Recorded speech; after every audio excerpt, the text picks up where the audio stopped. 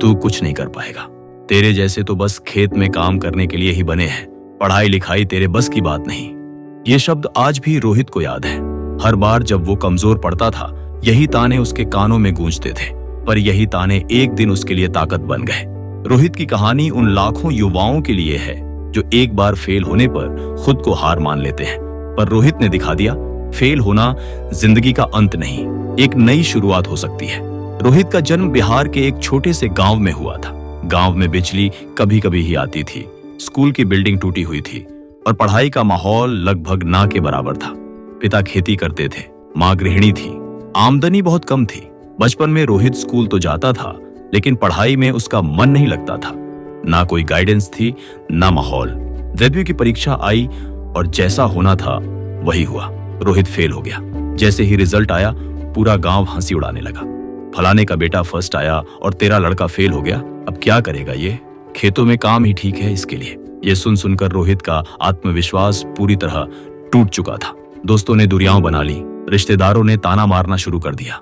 सबसे बुरा तब लगा जब खुद पिता ने कहा, अब पढ़ाई छोड़ दे, घर का काम कर, यही तेरे लायक है। पर एक इंसान था जो आज भी उस पर भरोसा करता था, उसकी माँ।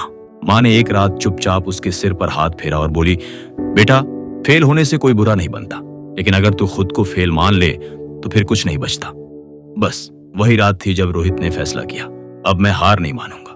उसने खुद से वादा किया, एक दिन ऐसा करूंगा कि यही लोग तालियां बजाएंगे। रोहित ने 10वीं दोबारा दी। इस बार दिन रात मेहनत की, खुद किताबें पढ़ी, पुराने पेपर्स हल किए। धीरे धीरे उसका मन पढ़ाई में लगने लगा। 10वीं पास की, फिर 12वीं, फिर कॉलेज में एडमिशन। इस सफर में उसने कई बार गिरावट देखी। कभी पैसे नहीं होते थे फीस भरने के लिए, तो कभी पढ़ाई के लिए किताबें भी नहीं मिलती थी। वो दिन भी था जब वह खेत में काम करके पैसे जोड़ता था और रात में स्ट्रीट लाइट के नीचे बैठकर पढ़ाई करता था। कॉलेज खत्म होते ही रोहित ने तय कर लिया, अब मैं IAS बनूंगा। जब उसने ये बात घर में बताई तो फिर हंसी उड़ाई गई। पगला गया है क्या? तेरे जैसे लोग IAS नहीं बनते। IAS बनना तो बड़े लोगों के काम है। तेरे पास ना कोचिंग है ना पैसा। पर रोहित ने ठान लिया था। उसने इंटरनेट से पुराने टॉपर्स के इंटरव्यू देखे, यूट्यूब से फ्री लेक्चर्स देखे, नोट्स बनाए, हिंदी मीडियम से तैयारी की, सब कुछ अपने दम पर। पहली बार UPSC दिया, प्री नहीं निकली। दूसरी बार दिया, मेंस तक पहुंचा, लेकिन इंटरव्यू में बाहर। अब घर वालों ने फिर कहना शुरू कर दिया, अब छोड़ दे, शादी कर ले, नौकरी कर, ये सपना तेरे बस का नहीं है। पर रोहित की माँ फिर सामने आई, बेटा, भगवान ने तुझे इतना लायक बनाया है, तू रुक मत।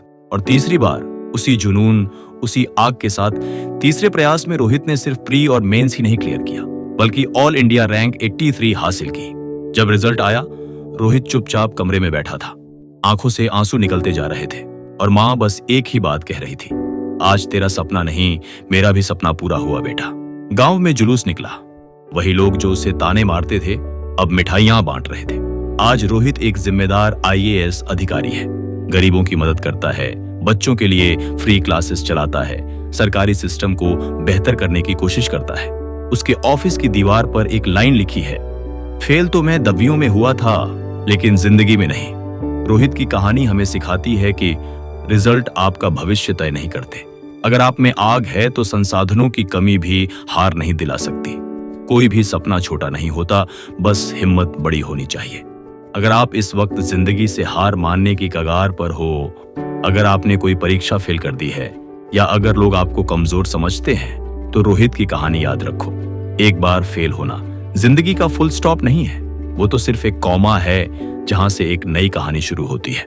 अगर आप इस कहानी से इंस्पायर हुए हों तो इसे अपने दोस्तों के साथ जरूर शेयर करें, क्योंकि कोई एक दोस्त ऐसा जरूर होगा जो अभी हार मान रहा होगा और इस वीडियो से उसकी जिंदगी बदल सकती है। सब्सक्राइब करें ऐसी ही रियल मोटिवेशनल कहानियों के लिए।